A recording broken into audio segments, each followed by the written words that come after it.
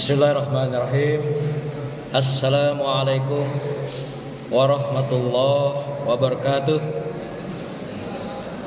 Alhamdulillahillazi khalaqas samawati wal ard wa ja'ala zulumati wan nur summal ladzina kafaru bi rabbihim ya'dilun. Asyhadu an la ilaha illallah wa asyhadu anna Muhammadar Rasulullah. Allahumma salli ala sayyidina Muhammad wa ala alihi wa sahbihi ajma'in. Yang saya hormati, saya muliakan para ustadz, ustazah, tuan guru, para khatib, para bilal, para jamaah yang berbahagia, ibu-ibu, anak-anakku sekalian, santri, santriah yang dimuliakan Allah Subhanahu wa taala. Marilah kita mengawali materi ceramah pada malam hari ini dengan sama-sama berselawat kepada Rasulullah Sallallahu Alaihi Wasallam, karena kita akan mengkaji tentang akhlak kehidupan beliau yang akan kita bahas pada malam hari ini, yaitu berkaitan dengan akhlak Rasulullah terhadap lingkungan. Ini akan kita bahas nanti insyaallah menjelang salat Isya yang akan datang. Sebelum kita membahas materi tentang akhlak yang berkenaan dengan lingkungan ini, mari kita berselawat, karena kita akan membahas tentang perilaku sikap akhlak Rasulullah. Semoga dengan kita berselawat kita akan mendapatkan wasilah jalan keselamatan, jalan ketenangan dan kedamaian dari Rasulullah Sallallahu Alaihi Wasallam, dan mendapatkan syafaatnya kelak di yaumil akhir, ketika tidak ada pertolongan satu makhluk pun kecuali Allah Subhanahu wa taala yang akan memberikan pertolongan pada kita, syafaat Rasulullah dan syafaat Al-Qur'anul Karim. Baik, seperti biasa saya akan pandu selawat ini. Mungkin anak-anakku sekalian sudah punya dan sudah hafal ya, yaitu selawatnya marhaban ya Nabi salam alaika. Kita mulai ya. Bismillahirrahmanirrahim.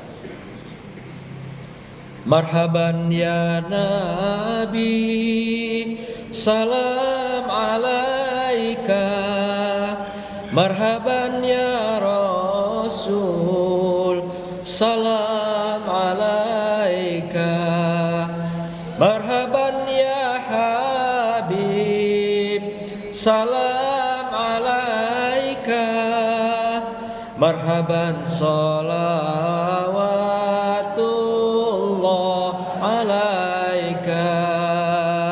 Sama-sama.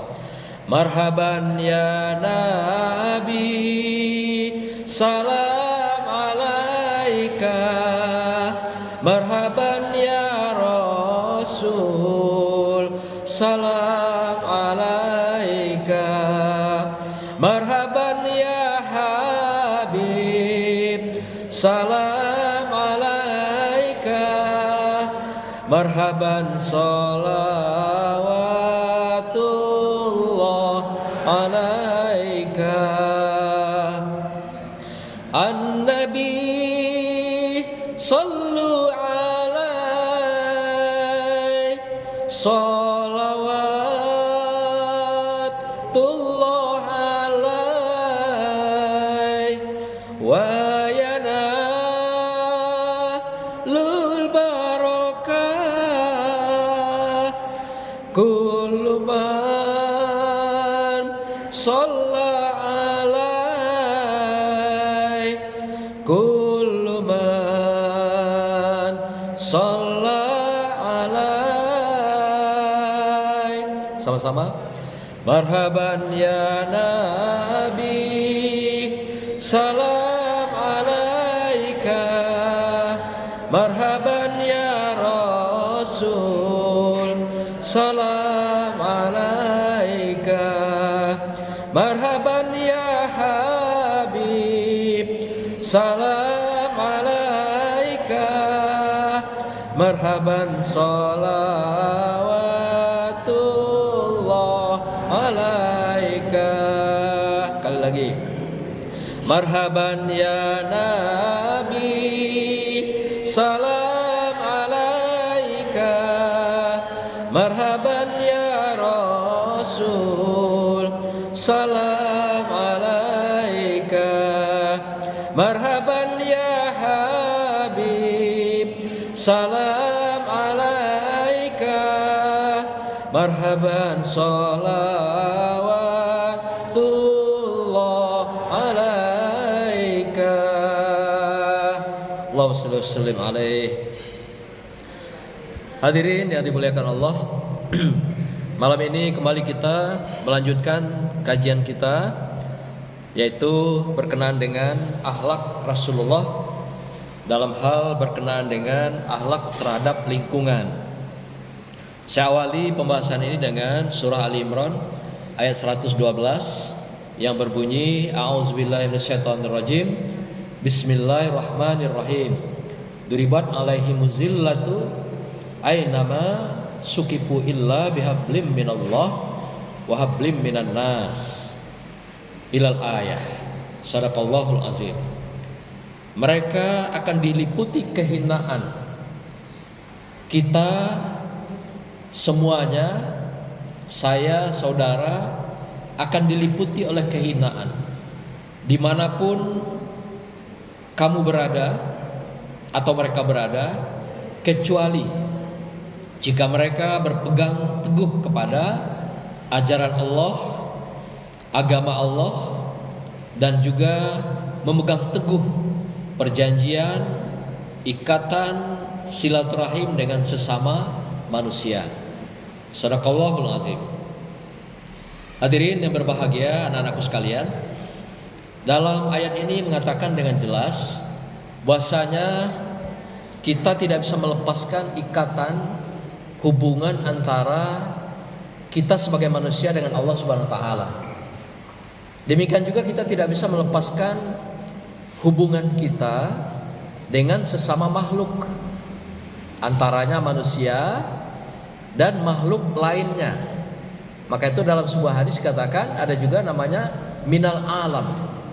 Jadi hablim minallah wa hablim minan nas wa hablim minal alam. Artinya hubungan kita dengan Allah Subhanahu wa taala, demikian juga hubungan kita dengan sesama manusia dan hubungan kita dengan alam. Alam itu dikatakan dengan lingkungan. Nah, siapa yang dikatakan lingkungan itu adalah hal-hal di luar daripada kehidupan manusia. Itu dikatakan lingkungan kita. Manusia itu lingkungan juga, tapi lingkungan makhluk yang dinamakan dengan manusia. Nah, di luar kita lingkungan alam. Apa diantaranya? Misalnya hubungan kita dengan hewan, makhluk-makhluk selain manusia. Hubungan kita dengan tanam-tanaman dan tumbuhan. Demikian juga hubungan kita dengan berbagai makhluk-makhluk lain. Hewan-hewan apa saja? Apakah burung, apakah cacing, apakah juga kucing misalnya, dan hewan-hewan lainnya, baik yang melata, yang hidup di tempat yang satu tempat tertentu, di lubang-lubang, di sungai, bahkan juga di udara. Inilah hewan-hewan yang menjadi lingkungan kita, yang kita bangun hubungannya. Ini istilahnya yang dikenal dengan lingkungan makhluk hidup. Yang berikutnya ada lagi yang kita kenal lingkungan di luar dari manusia dan hewan atau tumbuh-tumbuhan. Apa diantaranya? Adalah seperti tanah, air, dan udara. Itu juga lingkungan kita yang juga diatur oleh Rasulullah akhlaknya di dalam menjaga hubungan-hubungan itu. Nah, maka itu akhlak itu luas sekali, yaitu segala perilaku dan sikap hidup manusia yang menetap dalam dirinya, yang berbau atau berbentuk kesolehan, kebaikan, dan kemaslahatan. Inilah akhlak itu. Rasulullah sangat mengatur dalam hubungan ini agar kita dapat menjaga hubungan-hubungan itu harmonis. Kalau istilah Al-Quran itu disilahkan dengan keseimbangan. Keseimbangan antara kehidupan kita dengan Allah SWT ke atas dan hubungan kita dengan sesama makhluk, yaitu sesama hubungan dengan makhluk-makhluk manusia atau juga makhluk-makhluk yang lainnya. Hadirin yang berbahagia, yang pertama Allah minta kita, yaitu kita menjalin hubungan yaitu dengan Allah SWT. Barang siapa yang meninggalkan hubungan dengan Allah SWT, maka dikatakan duribat alaihimuz zillah, kamu akan ditimpakan musibah, kamu akan ditimpakan bala bencana, kamu akan ditimpakan berbagai kemalangan dimanapun kamu berada, kalau kamu meninggalkan hubungan-hubungan ketaatan dan ibadah-ibadah yang seharusnya kita lakukan terhadap Allah Subhanahu wa ta'ala. Maka itu orang yang sholat, kalau Bapak Ibu biasa sholat, tinggal sholatnya sekali, ada perasaan gelisah yang tanpa sebab, ada perasaan yang hilang dalam diri kita yang tanpa ada sebab-sebabnya. Nah, itu artinya kita sudah punya hubungan dengan Allah, itu sangat baik. Hubungan dengan Allah sangat harmonis. Tapi kalau enggak sholat, tidak sedekah, melakukan kejahatan, melakukan kezaliman, tapi biasa-biasa saja kita rasakan, itu menunjukkan tidak baiknya hubungan kita dengan Allah Subhanahu wa ta'ala. Artinya hubungan kita buruk dengan Allah Subhanahu wa ta'ala. Tapi kalau hubungan kita baik dengan Allah Subhanahu wa ta'ala, pasti kita rasakan itu. Tidak sholat akan terasa kehilangan di dalam diri kita.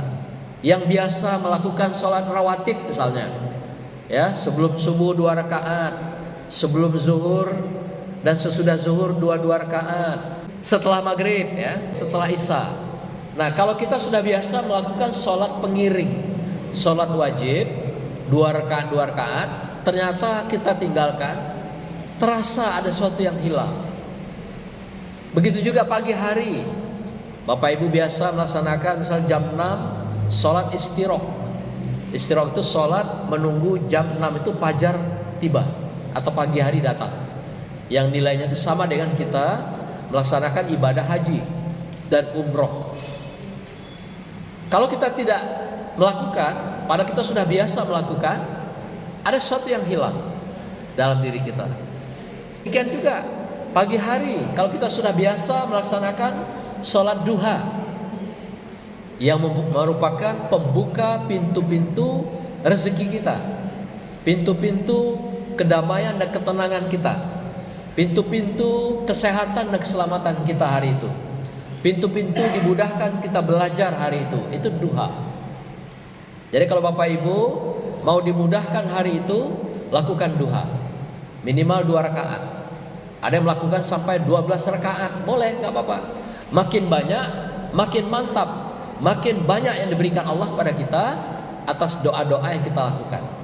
Minimal 2 rakaat, boleh 4, boleh 6, boleh 8, boleh 10, boleh sampai 12. Semua punya sandaran, semua punya dasar. Makin banyak, makin banyaklah pinta-pinta kita dikabulkan oleh Allah Subhanahu wa ta'ala. Anak-anakku akan belajar menghafal Quran, lakukan duha dulu. Insya Allah dengan demikian hafalannya, pelajarannya akan lebih dibuka, lebih dimudahkan Allah Subhanahu wa ta'ala. Nah, maka itu jangan sedikit-sedikit sholatnya, jangan tanggung-tanggung hanya 2 rakaat, bikin 4, 6 dan seterusnya. Makin banyak, makin mantap, makin juga kita mendapatkan fadilah yang lebih dari Allah Subhanahu wa ta'ala. Nah, inilah tandanya hubungan kita baik pada Allah Subhanahu wa ta'ala. Pun begitu juga kita biasa puasa Senin Kamis, tiba-tiba nggak puasa, terasa ada sesuatu yang ganjil di dalam hidup kita. Inilah menunjukkan akhlak kita, hubungan kita dengan Allah SWT sudah sangat-sangat baik. Dan inilah yang kita harus pertahankan di dalam kehidupan kita, agar kita mendapatkan keselamatan dunia, kesejahteraan dunia, kebahagiaan dunia dan akhirat. Nah, yang kedua, hubungan kita, akhlak kita dengan sesama manusia. Hablum minan nas. Rasulullah sangat menghargai manusia lainnya. Tidak saja manusia itu yang sesama umat Islam, tidak saja manusia itu yang beragama akidahnya Islam, tapi juga pada agama Yahudi, Nasrani, penganut Majusi, semua dia berikan layanan hubungan dengan baik. Maka itu dalam hadis Rasulullah mengatakan, khairun nas anfa'uhum linnas. Sebaik-baik kamu manusia, kata Rasulullah, adalah mereka yang memberikan manfaat, kebaikan, kemaslahatan bagi manusia lainnya, sekecil apapun. Apakah kalau kita melihat, kita menyaksikan sebuah kezaliman, kemungkaran, kejahatan, kata Rasulullah, sebagai wujud kita memberikan kebaikan pada yang lain, ingatkan mereka. Iman yang kuat adalah memberikan peringatan dengan fisiknya. Dek, bang, yuk, bu, pak, jangan lakukan itu, karena itu sangat-sangat dibenci oleh Allah SWT. Tugas kita mengingatkan. Persoalan mereka mau berubah atau tidak, itu urusan Allah. Itu perihal hidayah. Hidayah kita tidak bisa mencampuri urusan Allah. Tugas kita diberikan mengingatkan. Tidak mampu dengan fisik kita, lakukan dengan lisan kita. Lisan kita dengan memberikan teguran lisan pada mereka atas kejahatan, atas kezaliman, kemungkaran dan kejahatan dan berbagai hal yang bersifat merugikan orang lain di dalam kehidupan. Tugas kita mengingatkan dengan lisan kita. Nah, tidak juga sanggup dengan lisan kita. Selemah-lemah iman, kata Rasulullah, adalah di hati kita. Doakan, ya Allah, aku dengan fisikku tidak mampu merubah mereka, mengingatkan mereka. Dengan lisanku juga tidak mampu. Aku hanya bisa berdoa, ya Allah, dengan hatiku, dengan pikiranku. Rubahlah mereka dari kejahatan menjadi kebaikan. Rubahlah mereka dari kemaksiatan, kezaliman jadi kemaslahatan. Inilah doa kita yang kita ucapkan di hati kita. Tapi itu adalah selemah-lemah iman, kata Rasulullah, yang kita lakukan dalam kehidupan. Bolehkah itu? Boleh. Tapi selemah-lemah iman. Nah, artinya kemanfaatan yang diminta Rasulullah SAW itu adalah bagaimana kita sebenarnya bisa merubah keadaan yang tadinya lemah menjadi kuat, merubah keadaan yang dari tadinya sulit menjadi lebih mudah, merubah keadaan suasana yang buruk menjadi suasana yang lebih baik. Maka Rasulullah ketika dia berhadapan dengan masyarakat, dengan manusia, itu beragam macam agama, suku, ada yang hitam legam, ada yang agamanya agama lain selain Islam, tapi dia berikan layanan semua. Tatkala dia lewat dari rumahnya menuju ke Masjid Nabawi, ada seorang wanita tua yang setiap hari ngomelin Rasulullah. Setiap orang lewat, orang yang ketemu sama dia omelin. Wahai si fulan, hati-hati, Muhammad itu gila, jangan kau dekati. Kalau nanti kau dekati, engkau terpengaruh dengan kegilaannya. Jangan kau bersentuhan, jangan kau berkomunikasi dengan dia. Kalau nanti kau berkomunikasi, engkau akan terpengaruh, dibawa engkau akan menjadi orang gila, kata emak-emak ini gitu. Tapi apa yang dilakukan Rasulullah dengan orang Yahudi yang tua ini? Dia lewat ketika 5 waktu akan ke masjid, tetap saja lewat. Lalu apa yang dilakukan emak ini? Dari jendela dia meludah Rasulullah. Setiap lewat 5 waktu diludah. Wah, besok gitu lagi, 5 waktu. Wah, itu saja dikerjakan oleh si emak yang Yahudi ini. Lalu satu ketika Rasulullah pergi ke masjid, dia tidak mendapat air ludah hari itu. Dia tidak menemukan emak ini meludah dia gitu. Lalu sampai di masjid dia tanya dengan sahabat, "Wahai sahabatku, apakah engkau tahu rumah emak yang di pojok itu tempat kita lewat? Aku selalu lewat di sana itu diludahi oleh emak ini. Tapi kok hari ini aku sudah berapa waktu lewat sholat, tidak ada diludahin." Jadi Rasulullah lari dulu pula diludahin oleh emak ini gitu. Sampai hari itu tidak diludah. Nah lalu sahabat bilang, "Wahai Rasulullah, biar aku yang akan datang ke rumahnya. Apa yang terjadi dengan emak ini?" Nah, pergilah kau ke sana, coba lihat apa yang terjadi dengan emak ini. Kok tumben hari ini tidak meludah? Padahal setiap hari 5 waktu meludah. Lalu diutuslah sahabatnya datang ke rumah si emak ini. Ditemukan emak ini lagi sakit terbaring, mengeluh, mengerang, kesakitan. Dia sedang mengalami sakit demam panas sehingga menggigil badannya.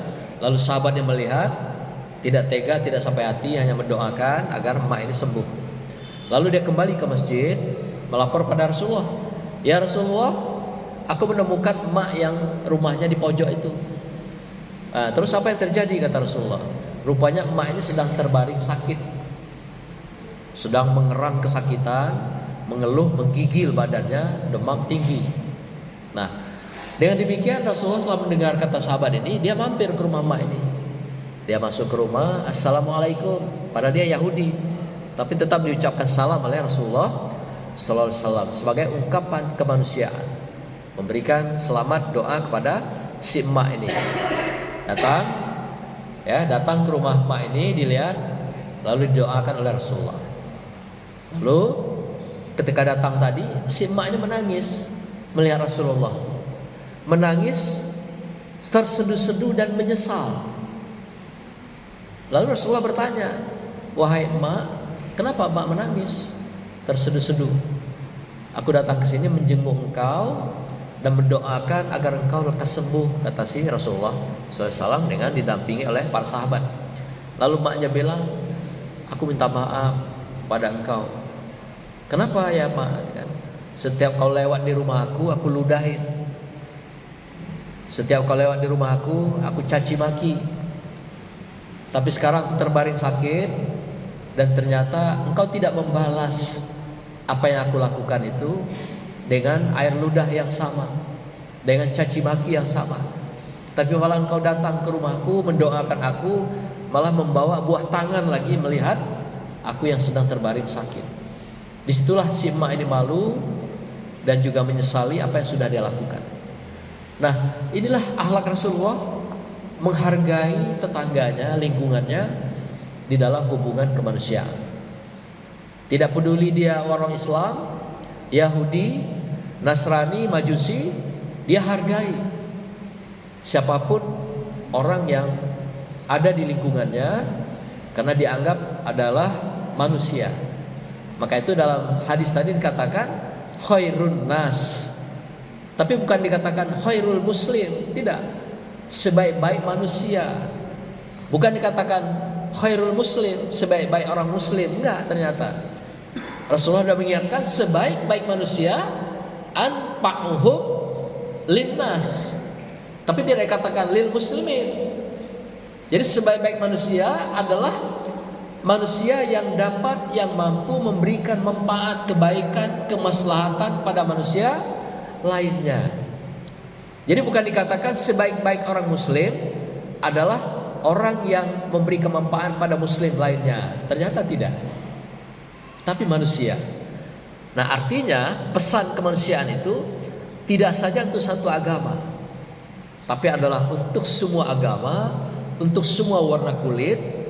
Inilah yang dikatakan hubungan dengan manusia, tadi katakan demikian. Hablum minan nas.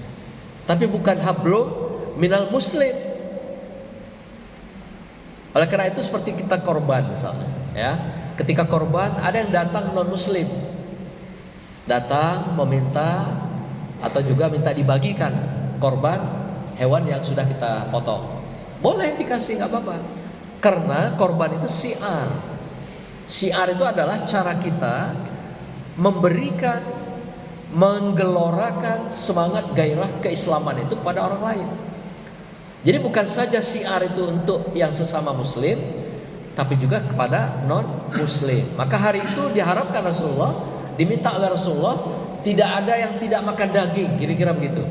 Siapapun mereka, agama apapun mereka, warna kulit apapun, sepanjang dia ada di lingkungan kita, kasih.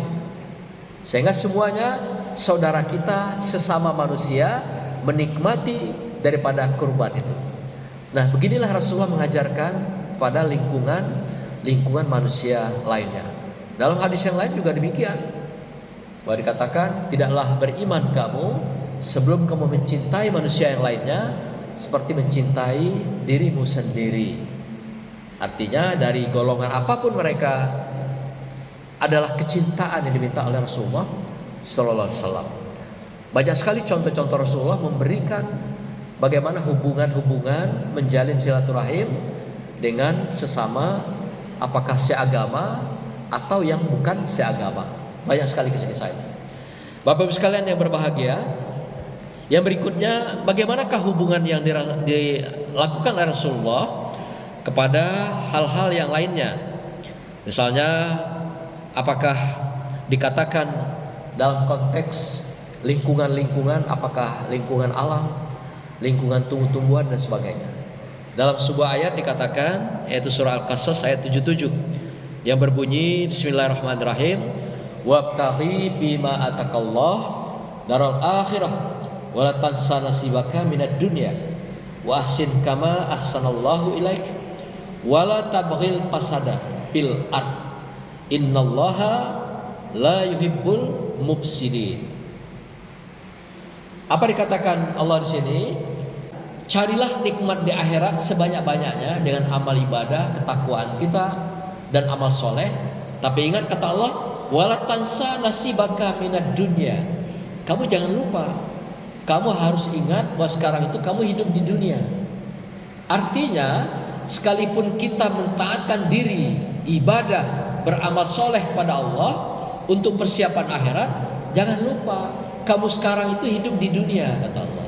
Karena kamu hidup di dunia, maka carilah kenikmatan di dunia ini dan berbuat baiklah kepada sesamamu, kepada orang lain. Siapa itu? Boleh seagama, boleh di luar agama kita. Intinya kepada orang lain, itu intinya. Artinya sama manusia lainnya.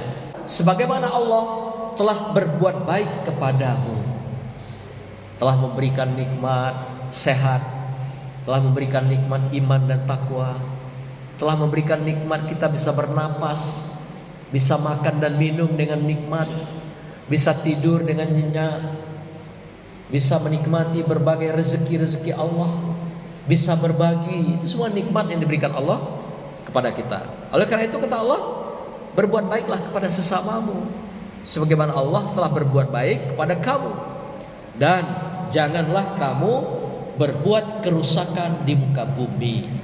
Wala tabghil fasada fil ard. Dan janganlah kamu melakukan kerusakan di muka bumi. Apa yang dirusak itu maksudnya itu? Merusak hubungan kemanusiaan, memfitnah orang lain, melakukan ghibah, memojokkan, bahkan juga mencaci maki, menghina. Itu adalah hal-hal yang dilarang oleh Allah SWT. Karena itu sama dengan membuat kerusakan di muka bumi. Apa yang dirusak? Pikiran dan hati orang lain. Dengan kita mencaci maki orang lain, itu merusak pikiran dan hati orang lain. Dengan memfitnah orang lain, itu merusak pikiran dan hati orang lain. Itu dimaksud Allah, jangan merusak apa-apa yang ada di bumi ini yang sudah indah diberikan oleh Allah SWT kepada kita. Demikian juga jangan merusak tanam-tanaman, harus diperindah dan berelok agar dunia, lingkungan jadi sehat dan indah. Jangan membunuh hewan-hewan yang tanpa sebab, tanpa alasan dibunuh, apalagi membunuh manusia. Allah katakan barang siapa membunuh seseorang manusia, bukan Islam saja ya, barang siapa membunuh seseorang sama dengan dosanya dia membunuh semua manusia yang lainnya. Barang siapa menyakiti satu orang sama dengan dia menyakiti semua orang. Sampai begitu dihukum oleh Allah pada kita agar menjaga hubungan-hubungan kebaikan kita dengan manusia ini. Tidak boleh melukai, tidak boleh menyakiti, bahkan tidak boleh membunuh sekalipun, termasuk juga memfitnah, mencaci maki dan sebagainya. Tidak boleh. Karena dosanya sama dengan ketika kita menyakiti satu orang, sama dengan kita menyakiti semua orang. Ketika membunuh satu orang, sama dengan kita membunuh semua orang dosanya di hadapan Allah SWT. Pun begitu juga yang berkenaan dengan lingkungan kita. Tanah di lingkungan kita tidak boleh dirusak, dicemari. Air di lingkungan kita tidak boleh dicemari. Harus juga digunakan dengan seefektif mungkin, seirit mungkin, sehemat mungkin. Pun juga udara yang kita gunakan tidak boleh dicemari. Itu dikatakan yang disilakan dengan tabghil fasada, yaitu merusak lingkungan alam ini sama dengan kita merusak hubungan dengan lingkungan kita. Inilah dikatakan, diingatkan pada kita agar menjaga hubungan dengan lingkungan kita ini, terlebih dengan sesama manusia. Bapak Ibu sekalian yang saya hormati, apa yang perlu kita pahami dalam hal yang berkenaan dengan air misalnya, ya, air yang tadi sebagian yang merupakan bagian daripada kehidupan kita.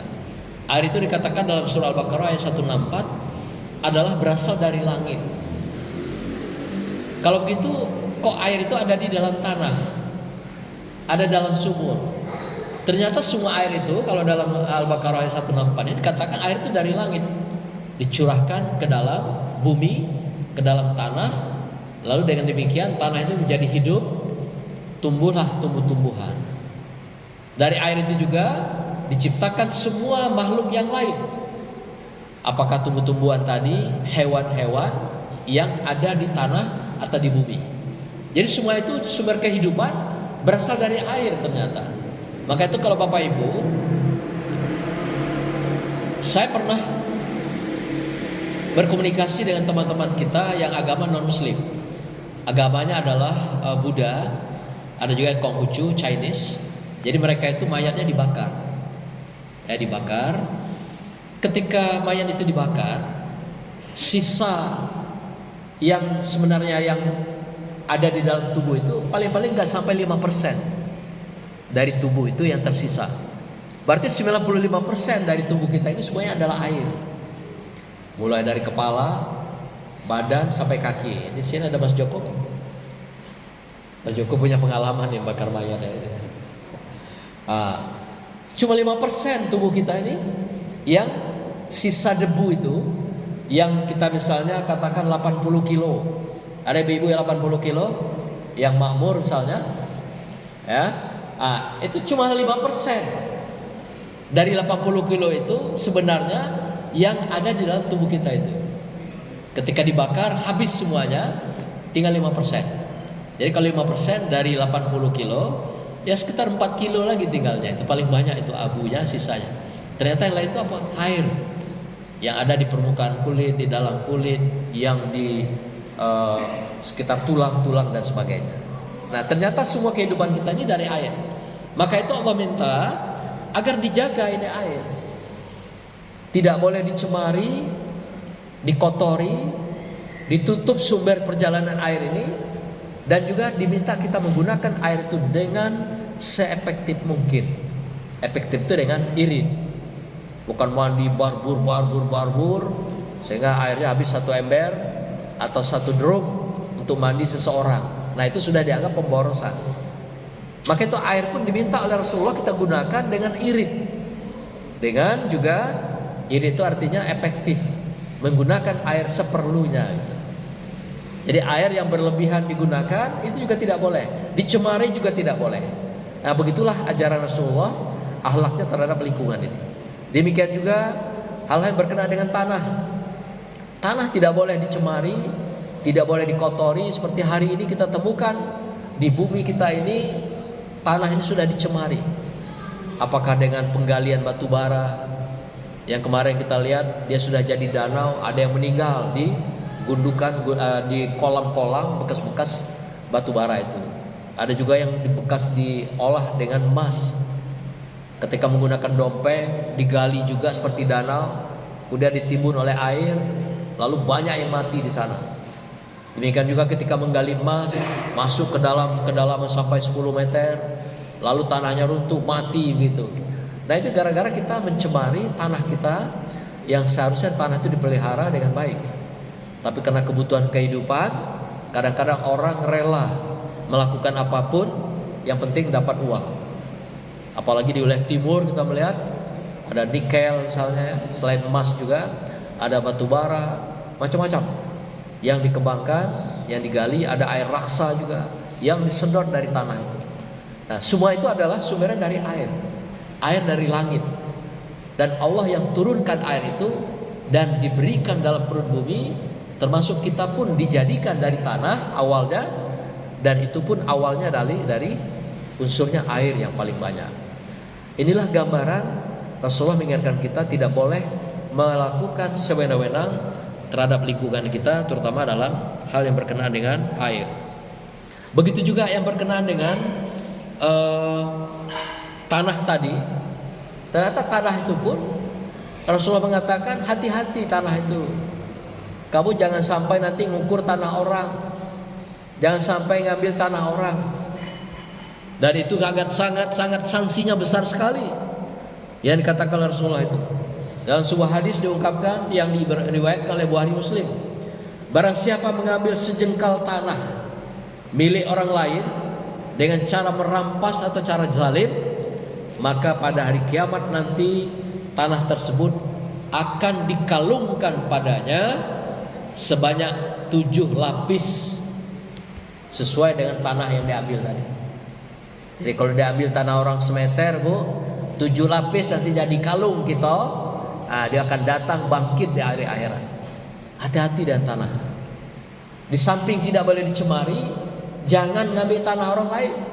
Kalau perlu tanah kita kasih ke orang lain. Jangan sekali-kali mengambil tanah orang lain. Itu dikatakan mengambil secara zalim, atau dengan kata lain merampas. Nah, Bapak Ibu berbahagialah kalau ada tanah yang diambil orang lain. Ya, nanti meringankan dosa ibu, bapak ibu di akhirat. Dia yang mikul dosa tanah itu dibikin oleh Allah 7 lapis jadi kalung, nah diseret kemana-mana nanti tanah yang dicuri atau diambil oleh orang atau saudara kita yang bersangkutan. Jadi bersyukurlah kalau ada tanahnya ya, yang kelebihan dibikin tuh jalan, masya Allah. Ya, setiap saat jalan yang ditempuh itu nanti akan menjadi saksi Bapak Ibu telah membuat amal jariah dengan kesolehan untuk lingkungan, tanahnya digunakan oleh masyarakat. Nah, atau juga tadi tanah kalau ada yang dirampas oleh orang lain. Nah, jangankan sampai 1 tumbuk, 1 jengkal pun. Nah, kalau ada yang salah ukur tanahnya, salah ambil tanah tetangga, sebelum mati minta maaf lah. Ya, jangan sampai nanti tanah itu akan mendatangi kita semua di akhirat menjadi beban kalung kita, dan amal kita kasih kepada tuan tanah yang kita ambil tanahnya. Masya Allah. Nah, pun begitu juga kita tidak boleh mencemari udara, kata Rasulullah, di mana udara itu adalah sumber semua kehidupan makhluk. Bukan kita saja, ada hewan-hewan yang terbang, ada hewan-hewan yang melata. Itu semua membutuhkan udara yang terbang dan bebas. Ini juga Rasulullah meminta kita menjaga jangan sampai di lingkungan kita ada bau. Itu menunjukkan udara yang tidak sedap. Jangan sampai ada satu tempat lingkungan rumah kita tidak ada udara. Itu buat kita pengap. Nah, termasuk kita di sini, jangan sampai WC-nya bau jengkol. Ya, Ustaz Ari. Nah, itu mengganggu udara itu. Ya, membuat mampetnya kita bernapas. Nah, itu hati-hati. Tanggung jawab nanti Anda. Ya, yang diperintahkan, yang ditugaskan untuk membersihkan WC. Tahu-tahu WC-nya pesing, bau jengkol, bau pete. sehingga mengganggu udara orang lain untuk dihirup, untuk bernapas. Nah, itu bertanggung jawab nanti yang ditugaskan untuk membersihkan WC itu. Sampai begitu, Pak. Apalagi udara bebas, tidak boleh dicemari dengan apapun. Maka itu kalau ada industri, itu biasanya diberi corong asap ke atas sampai 50 meter agar udara itu tidak turun ke bumi gitu. Jadi udara itu sampai ke atas, dia tersebar ke atas menjadi awan. Nanti awan diproses di atas, kemudian diturunkan menjadi hujan. Nah, itulah gunanya cerobong asap itu tinggi sampai begitu. Nah, gitu Bapak Ibu, nanti kalau ada yang WC kasih corong, Pak. Jangan dibiarkan WC-nya ngango begitu, sehingga baunya nanti aromanya sekeliling rumah. Tidak boleh. Jadi artinya bau-bau itu pun Rasulullah sangat-sangat ajarkan pada kita. Bukan saja polusi udara, kotornya udara, tapi bau di lingkungan kita yang mencemari udara yang kita hirup itu pun tidak boleh. Nah, maka itu bersihkanlah kamar-kamarnya, dapurnya, WC-nya yang bau-bau pesing. Maka hindari bau-bau yang dapat mengganggu kehidupan kita. Nah, Bapak Ibu sekalian, kemudian ada yang paling penting lagi, tanaman. Tanaman itu dianjurkan Rasulullah ditanam di lingkungan rumahnya. Selain untuk memberikan udara kita bernapas secara segar, tanaman itu ternyata memberikan keteduhan. Kenapa diberikan keteduhan? Karena kata Allah dalam satu ayat Al-Quran, semua hewan-hewan, makhluk termasuk tanaman-tanaman itu bertasbih, Bapak Ibu sekalian. Jadi ketika dia hidup di lingkungan kita, dia bertasbih, mendoakan tuan rumahnya. Jadi maka itu tanam-tanamanlah di lingkungan kita. Apakah bunga-bungaan, buah-buahan. Di samping tanam-tanaman itu memberikan manfaat kepada yang lain, kalau dimakan oleh burung akan menjadi pahala kita untuk burung. Kalau dimakan oleh makhluk manusia akan menjadi pahala kita pada manusia. Sepanjang tanaman itu memberikan manfaat bagi siapapun, maka dia akan mengalir pahalanya sampai hari kiamat. Jadi Bapak Ibu yang hobi nanam kembang, tanam kembangnya nggak apa-apa. Di samping untuk memberikan napas kita segar, tanaman itu akan bertasbih untuk kita, untuk berdoa untuk kita, untuk kebaikan kita. Maka itu rumah-rumahnya yang banyak pohon-pohon, tanam-tanaman, itu akan lebih teduh, lebih sejuk, dan lebih damai di rumahnya itu. Nah, Bapak Ibu silakan coba, ya, tanam di lingkungannya kembang-kembang kah atau pohon-pohon yang bisa memberikan maslahat. Pun begitu juga hewan. Hewan-hewan itu jangan dikira Bapak Ibu dia memberatkan kita. Hewan-hewan itu bertasbih setiap saat untuk kita kepada Allah SWT. Nah, yang penting jangan sampai melihara anjing yang diharamkan oleh Allah. Jangan sampai melihara ular. Ya, pelihara apa? Kucing, burung, boleh. Itu karena sepanjang dia hidup di rumah kita, dia bertasbih mendoakan kita agar diberikan kesehatan, diberikan kemudahan rezeki. Maka itu jangan pelit-pelit nanti. Kalau ada kucing di rumahnya, ya kasih makan. Ini kadang kucing lah meong-meong siang malam, tidak juga dikasih makan. Kalau dikasih pun nasi yang sudah basi gitu. Nah, nanti dia datang di akhirat Bapak Ibu sekalian. Ketika Bapak Ibu memberikan dia ada piring yang bagus dengan sambal yang enak, dia datang nanti membawa piring emas, ya, bersaksi dengan Rasulullah, dengan Allah, memberikan Bapak Ibu sekalian juga makanan yang lebih lezat lagi untuk mereka, untuk kita. Bagi Bapak Ibu yang melihara hewan-hewan ini dengan baik. Tapi kalau hewan disepak, ada yang sampai patah-patah kaki kucing misalnya, ada burung dipelintir sampai mati, nah, nanti tunggu pembalasan itu akan muncul di akhirat. Maka itu sayangi semuanya, karena semua juga akan kembali, kita akan disayang oleh mereka di akhirat kelak. Kalau kita memberikan mereka makanan yang baik dengan piring yang bagus, akan datang nanti piring-piring emas. Mereka bawa untuk Bapak Ibu yang kehausan, yang kelaparan di yaumil mahsyar, yang kita tidak ingat lagi. Oh, dulu aku pernah beri burung makan, pernah berikan kucing makan. Ternyata akan bangkit kembali apa yang kita lakukan. Bapak Ibu sekalian, demikianlah akhlak terhadap lingkungan ini. Semoga mengingatkan kita semua betapa Rasulullah mengajarkan kita berbuat baik kepada lingkungan kita, bukan saja kepada manusia, tapi juga kepada hewan, tanam-tanaman, dan waspada tentang tanah. Ya, karena ini selalu menjadi rebutan selalu menjadi ributan di dalam kehidupan kita, sehingga jangan sampai nanti kita mati, kita bukan saja ditimpa oleh tanah, tapi mikul tanah, ya, mengalungi tanah di akhirat kelak. Demikianlah Bapak Ibu sekalian, semoga Allah ridhoi kita, rahmati kita, dan berkahi kita semua. Subhanakallahumma wa bihamdika, astaghfiruka wa atubu ilaik. Wassalamualaikum warahmatullahi wabarakatuh.